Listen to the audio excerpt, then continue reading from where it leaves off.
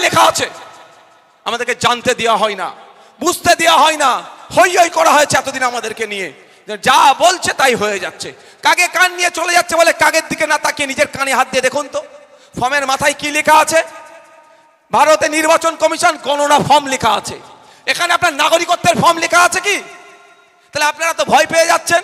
ভয় দেখাচ্ছে কারা? ভোট লুটেরারা, ভোট চোরেরা আপনাদের ভয় দেখাচ্ছে। 2021 সালে ভয় দেখিয়েছিল সিএ করে দেশ থেকে তাড়িয়ে দেবে, কিন্তু আমি দায়িত্ব নিয়ে বলছি সিএ যে আইন আছে, নাগরিকত্ব দেওয়ার আইন, কোথায় নাগরিকত্ব কেড়ে নেবে ওই জায়গায় ওই অ্যামেন্ডমেন্টে ছিল বলতে পারবেন? কিন্তু আমাদের ভুল, আমাদের কি খেপিয়ে তুলেছিল, সেখানে খেপিয়ে তোলা হচ্ছে। আমাদেরকে জানতে হবে, বুঝতে হবে, অ্যাকচুয়ালটা কি জানতে হবে। না জেনে আমরা কি করছি? আমরা শুধু হই হই হই হই হই হই হই হই করছি। হই হই করলে সমাধান হয় না বন্ধুগণ। যেটা বলছি, কেন্দ্রের বড় বড় বিজেপি সরকার মুসলিম বিরোধী, মানবতা বিরোধী, দলিত বিরোধী, আদিবাসী বিরোধী, পিছড়ে বর্গের মানুষ বিরোধী, গরিব বিরোধী কেন্দ্রের বিজেপি সরকার আইন নিয়ে সে ওয়াকফ সম্পত্তিকে কেড়ে নেওয়ার চেষ্টা করছে। তাই আমাদের জান থাকতে আমাদের এই সম্পত্তিকে ছাড়বো না। এরা শুধুমাত্র মুসলিম সম্প্রদায়ের উপরে আঘাত দিচ্ছে না, সংবিধানের উপরে এরা আঘাত দিচ্ছে, সংবিধানের একাধিক ধারার উপরে এরা আঘাত দিচ্ছে। তাই আমরা একদিকে লড়াই করব ওয়াকফ সম্পত্তিকে বাঁচানোর জন্য, ঠিক সাথে সাথে লড়াই করব সংবিধানের আর্টিকেলকে বাঁচানোর জন্য। সুপ্রিম কোর্টে মামলা চলছে, কোন অভিষেক ব্যানার্জি, কোন মমতা ব্যানার্জি, কোন আপনার তৃণমূলের সরকার তৃণমূলের পক্ষ থেকে বা রাজ্য সরকারের পক্ষ থেকে সুপ্রিম কোর্টে মামলা হয়নি। এই আইএসএফ এর পক্ষ থেকে নওশাদ সিদ্দিকী, আরো কিছু পশ্চিম বাংলার মানুষ, সারা রাজ্যে সুবুদ্ধি সম্পন্ন মানুষ, সুপ্রিম কোর্টে মামলা হয়েছে বলে সেই মামলার এখন হিয়ারিং চলছে। এটা মাথায় রাখবেন। যারা ভাবছেন আপনার মসজিদকে বাঁচাবে, সে সুপ্রিম কোর্টে মামলা করতে যায়নি। আর যাদের বোঝানো হচ্ছে নওশাদ তো অমুকের দালাল, তাহলে সেই যদি দালালি হয়, তাহলে যে আমাকে নাকি টাকা দিয়ে রাজনীতি করাচ্ছে, বুঝতে পারছেন কি বলছি, তার নিয়ে আসা আইনের বিরুদ্ধে আমি আবার লড়াই করতে যাচ্ছি। এতক্ষণ মাদ্রাসা মসজিদ কেড়ে নিত, হয়তো এতক্ষণ মাদ্রাসা মসজিদ কেড়ে নিত যদি সুপ্রিম কোর্টে গিয়ে আমাদের মতো যারা মামলা না করতো। কিন্তু আমাদের মধ্যে লিস্টে কি মমতা ব্যানার্জির নাম আছে? নাম আছে। তাহলে মমতা ব্যানার্জি কি বলেছিল? যে ক্ষমতা, একটা মোবাইল দাও, একটা মোবাইল দাও, তুমি তুমি তোমার কাজ করো, মোবাইলটা তাড়াতাড়ি দাও। তুমি তো লাইভ নাকি দিচ্ছিলে, একটা ঘড়ি দাও তো তুমি। মমতা ব্যানার্জি কি বলেছিলেন মনে আছে? দিল্লির বিষয় দিল্লি গিয়ে আন্দোলন করো। আমাদেরকে শপথ নিতে হবে, সামনে 2026 সালের ইলেকশন আসছে। 2025 সালে বিজেপি এমন আইন নিয়ে এসেছে, আমরা আতঙ্কিত। আমার মাদ্রাসা আমি ফিরে পাবো কি? আমার মসজিদ আমি ফিরে পাবো কি? আমার দাদু, আমার পরদাদু, আমার বাপের কবরটা যেটা আছে ওটা কি সরকার কেড়ে নেবে নাকি? এই যখন বিষয় নিয়ে আতঙ্ক, আমার ঈদগাহটা থাকবে কি থাকবে না, আমার মাদ্রাসা থাকবে কি থাকবে না, আমার মসজিদটা থাকবে কি থাকবে না, সেই সময় মমতা ব্যানার্জি নিদান দিয়েছিল দিল্লির বিষয় দিল্লিতে গিয়ে আন্দোলন করো। তাই আমি আপনাদের বলবো, ভালো লাগলে খাম চিহ্নকে ভোট দেবেন, ভালো না লাগলে দেবেন না, পছন্দ হলে আইএসএফ কে ভোট দেবেন। কিন্তু একটা শপথ করতে হবে, 2026 সাল আসছে, যে মমতা ব্যানার্জির কাছ থেকে আশা করেছিলাম মাদ্রাসা মসজিদ কবরস্থানের জন্য সে আন্দোলন করবে, তার পরিবর্তে আমাদেরকে দিল্লি যাওয়ার নিদান দিয়েছে। তাই 2026 সাল এসছে, যখন ভোট চাইতে আসবে আমরাও সবাই দিল্লি যাওয়ার রাস্তা দেখিয়ে দেব। হবে তো নাকি? হবে তো নাকি? বুঝিয়ে দিতে হবে। আমরা 2026 সালে যখন ভোটের নোটিফিকেশন আসবে, আমরা আমার বাড়ির দরজাতে বড় হাতে লিখে দেব যে ওয়াকফ বাঁচানোর সময়ে আপনি আমাদেরকে দিল্লি যাওয়ার কথা বলেছেন, আমার দ্বারে আপনি ভোট চাইতে আসবেন না, ভোটে চাইতে এলে আপনি দিল্লিতে গিয়ে ভোট চান। লিখবেন তো নাকি? আমি কিন্তু আমারটা বোঝার চেষ্টা করবেন। আমি কি বললাম ওয়াদা করুন আইএসএফকে ভোট দেবেন? এটা বলেছে একবারও? কিন্তু ওয়াদা করতে হবে একে জবাব দেওয়ার জন্য। মাদ্রাসা মসজিদ ঈদ, আচ্ছা আমরা বিজেপিকে কেন ভোট দেবো? দেবো না তো আমরা? আমি তো দেবো না। আমার গলায় যদি ছুরি ধরে আমি তো দেবো না। আপনারা নিশ্চিতভাবে দেবেন না, কারণ সংবিধান বিরোধী কাজ করে, দলিত আদিবাসী মুসলিম বিরোধী কাজ করে, গরিবের বিরুদ্ধে ওরা।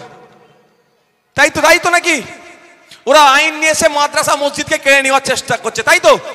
তাই জন্য ওর বিরুদ্ধে তার বিরুদ্ধে ভোট হবে আমাদের। তাহলে ওই আইনের বিরুদ্ধে যখন আন্দোলন করতে যাচ্ছি, যারা মিথ্যা মামলা দিয়ে শামশেরগঞ্জের প্রায় 700, আমি আপনাদের বলি প্রায় 700 মানুষকে এখনো জেলের মধ্যে রেখেছে কে জানেন? মোদি নয়, এই মমতা। এটা মাথায় ঢুকিয়ে রাখুন। দুটো মই হচ্ছে মোস্ট ডেঞ্জারাস, মোদি আর মমতা। এই দুটো শক্তিকে আমাদের পরাস্ত করতে হবে। একটাকে পরাস্ত করে অন্যটাকে যদি ভাবেন ওই ওই মো থেকে মো টেনে এসে এর সাথে জুড়ে যাবে। তাই সময় এসেছে, সামনে নির্বাচন, ডবল এমকে কি করতে হবে? বিসর্জন দিতে হবে। 750-র কাছাকাছি, 700 থেকে 750 মুসলিম নিরীহ যুবক এখনো জেলের আছে। প্রায় আজকে 8 মাস হতে চললো। বুঝতে পারছেন কি বলছি? কে রেখেছে তাদেরকে জেলে? মোদি নয়, মোদির জেলে বন্দি নয়, দিদির জেলে আছে। মানে দিদি মামলাটা করেছে। নিরীহ ছেলে, খবর দেখেছেন? একটি মায়ের কানে সোনার দুল ছিল, বিক্রি করে তাকে সংসার চালাতে হচ্ছে। কার এটা? কার বাড়ির মা? আপনার আমার বাড়ির মা নয়। এটা কে করেছে? মমতা ব্যানার্জি করেছে। হ্যাঁ, শামশেরগঞ্জে একটা ঘটনা ঘটেছে। যারা ওই ঘটনার সাথে যুক্ত তাদেরকে ফাঁসিতে চড়িয়ে দিলে আমাদের কোনো অসুবিধা হবে ভাই? এ হাত তুলে দেখান, কোনো অসুবিধা হবে? কোনো অসুবিধা হবে? তাদের ফাঁসিতে চড়িয়ে দিক। কিন্তু নিরীহ মানুষকে যারা ওই রকম ভাবে জেলে রেখেছে তাদের বিরুদ্ধে লড়াই হবে তো? তাহলে আগামী 2026 সালে ইলেকশনের সময় বাড়িতে যখন ভোট চাইতে আসবে, তখন আমরা তাদেরকে দিল্লি যাওয়ার রাস্তা দেখাতে পারবো তো? এই সাহসটা আছে তো নাকি? আপনি ভাববেন কি হবে রে বাবা, আমি ওইখানে বলে যাচ্ছি যদিও প্রসঙ্গ নয়। আপনি কি ভাববেন বিজেপিকে আটকাতে গেলে তৃণমূলকে ভোট দিতে হবে? এই গল্প শোনাচ্ছে। বিজেপি আর তৃণমূল আলাদা মনে হয়? মনে হয় আলাদা। যারা ভাবছেন বিজেপির অন্যায়ের হাত থেকে বাঁচতে গেলে তৃণমূলকে ভোট দিতে হবে, সে দিবা স্বপ্ন দেখছে।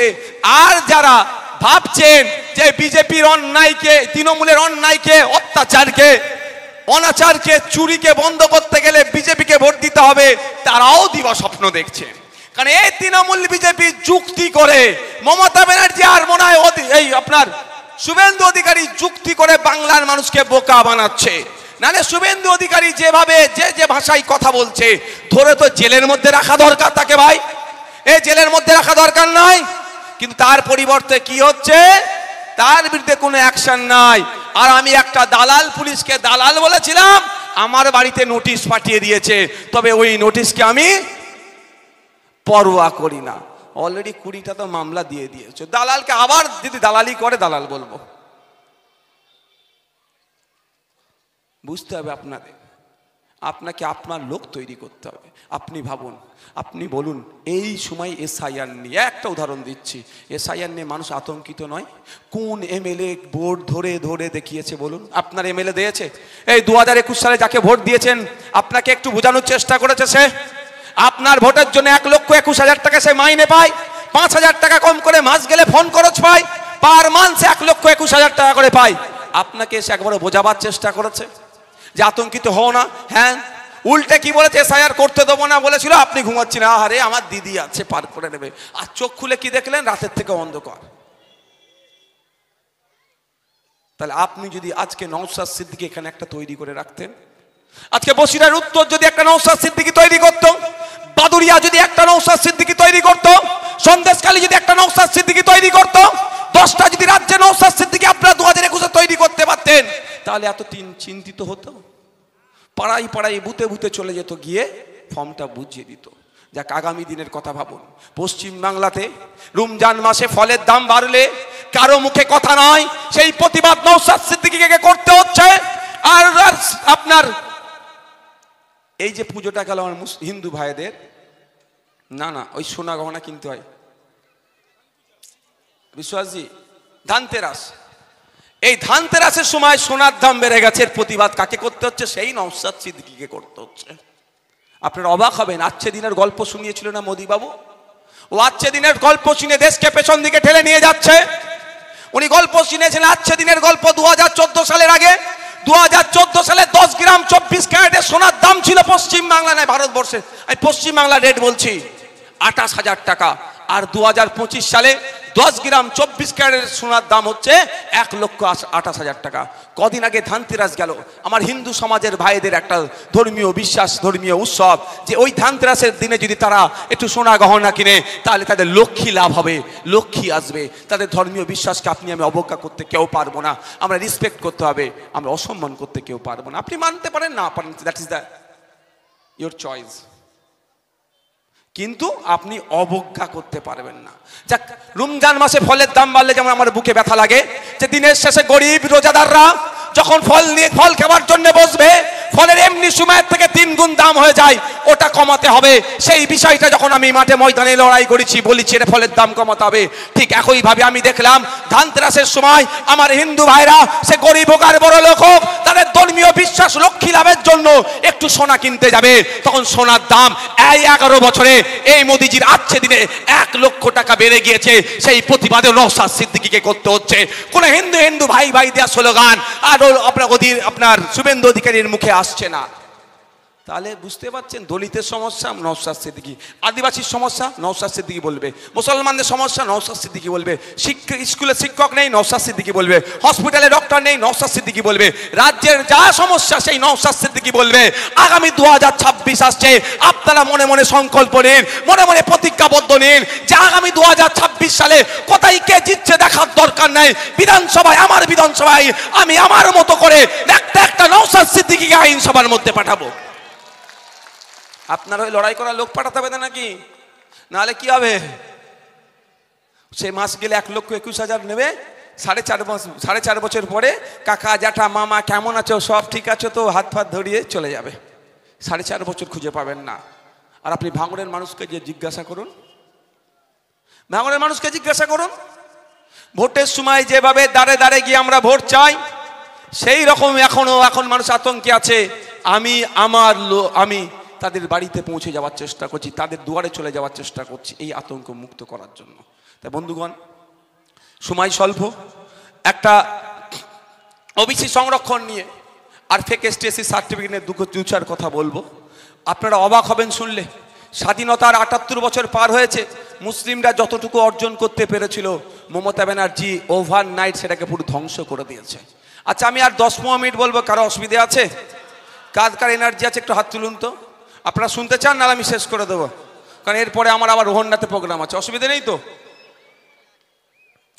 আপনাদের বলি, ওবিসির নামে যেটা চলছে এখন রাজ্যে, শুধু নাম কষ্টে থাকবে। এটা একটা কাগজ তো, ওবিসি, এটা যদি সার্টিফিকেট, এটা ওবিসি যদি সার্টিফিকেট হয়, এটা বাড়িতে রাখা আর এই শীতকালে একটু পুড়িয়ে চা করে নেওয়া সমান, কিচ্ছু লাভ হবে না।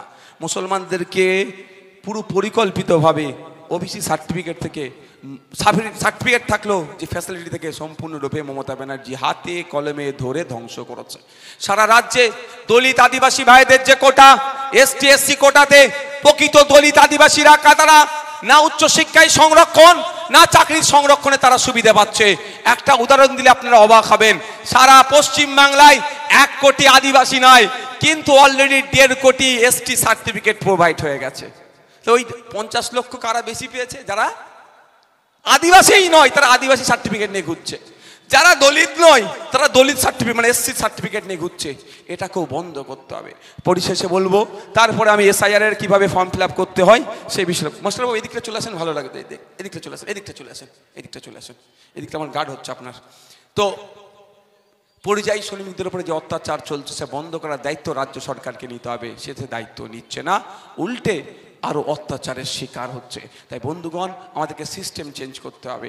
পরিযায়ী শ্রমিকদের উপর অত্যাচার হচ্ছে, দায়িত্ব কার? শ্রমমন্ত্রীর।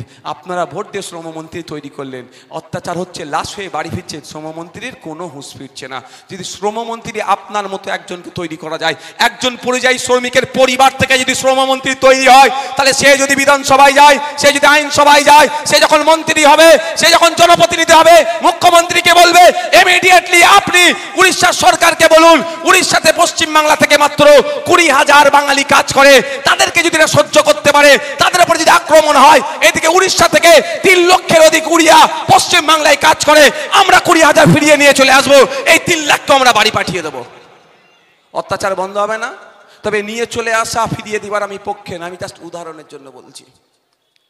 আমার লোককে আপনি পছন্দ করতে পারছেন। আমার 20,000 উড়িষ্যাতে 20,000 বাঙালি কি করে, কাজ করে, আর 3 লক্ষের অধিক উড়িয়া আমাদের ওয়েস্ট বেঙ্গলে কাজ করে। আমাদের সরকার, আমাদের পুলিশ, আমরা ওই উড়িয়া ভাইগুলোকে কি বুকে আগলে রেখেছি, আমাদের সহনাগরিকের মতো আমরা আগলে রেখেছি।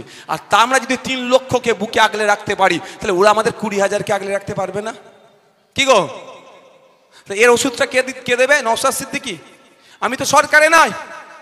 আপনারা ভোট দিয়ে যে সরকার তৈরি করেছেন, আপনারা ভোট দিয়ে আপনার শ্রমমন্ত্রী তৈরি করেছেন, সে শ্রমমন্ত্রীদের ওষুধটা দেবে, দিচ্ছে। ভুল লোককে আপনি বসিয়েছেন, ওই জন্য ঠিকঠাক ওষুধ প্রয়োগ হচ্ছে না। আপনার দরকার কি জ্বরের ওষুধ, আপনাকে দিচ্ছে কি পেটে গন্ডগোল হয়েছে তার ওষুধ হবে। আর আপনার হয়েছে পেটে গন্ডগোল, জ্বর কমার ওষুধ দিচ্ছে, কিছু লাভ হবে? এইটা এখন চলছে। তাহলে ডক্টর ঠিক দেখাতে হবে, তাহলে ওষুধটাও ঠিক পাবেন। ডক্টর যদি ভুল দেখান, তাহলে ওষুধও ভুল আসবে। তাই বন্ধুগণ, আমি আর ওইদিকে বিস্তারিত যাচ্ছি না।